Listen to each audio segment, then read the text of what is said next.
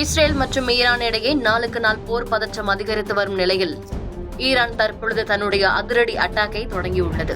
செஜில் வகை ஏவுகணைகளை இஸ்ரேல் மீது ஏவ உள்ளதாகவும் ஈரான் அரசு தெரிவித்துள்ளது. செஜில் வகை ஏவுகணைகளை இஸ்ரேல் வான் பாதுகாப்பு அமைப்புகளால் தடுக்க முடியாது என்றும் தற்பொழுது தகவல் வெளியாகியுள்ளது. இதனால் ஈரான் அரசு இஸ்ரேல் மீது மிகப்பெரிய சேதத்தை உண்டாக்கப் போவதாகவும் அனைவரும் பதுங்கு குழிகளுக்குள் சாக தயாராகுங்கள் என்றும் ஈரான் பகிரங்கமாக அறிவித்துள்ளது. செஜில் வகை ஏவுகணை அதிவேகமாக இலக்கை அடையும் வகையில் தயாரிக்கப்பட்டுள்ளது.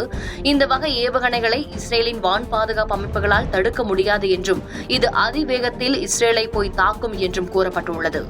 இஸ்ரேல் மீது செஜில் வகை ஏவுகணை வீசி தாக்குதல் நடத்தப் போவதாக ஈரான் அறிவித்துள்ளது.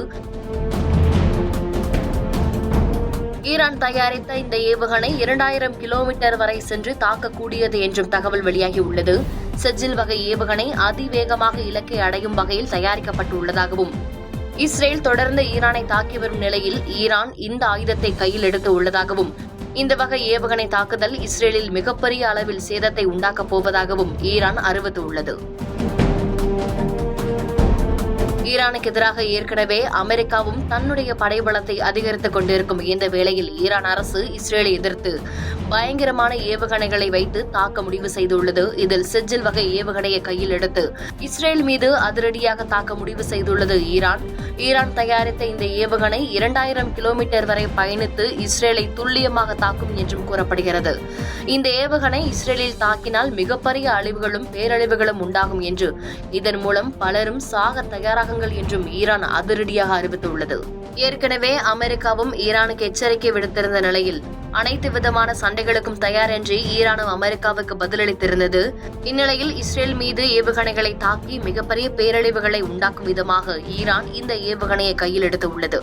இதன் மூலம் யாரும் தப்பிக்க முடியாது என்றும் இஸ்ரேலில் நினைத்து கூட பார்க்க முடியாத அளவிற்கு மிகப்பெரிய பேரழிவு உண்டாகும் என்றும் ஈரான் அறிவித்துள்ளது.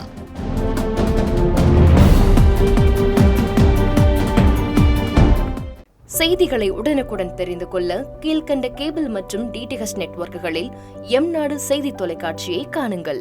பாதகம் செய்பவரை கண்டால் நாம் பயம் கொள்ளலாகாது பாப்பா. மோதி மிதித்துவிடு பாப்பா, அவர் முகத்தில் உமிழ்ந்துவிடு பாப்பா.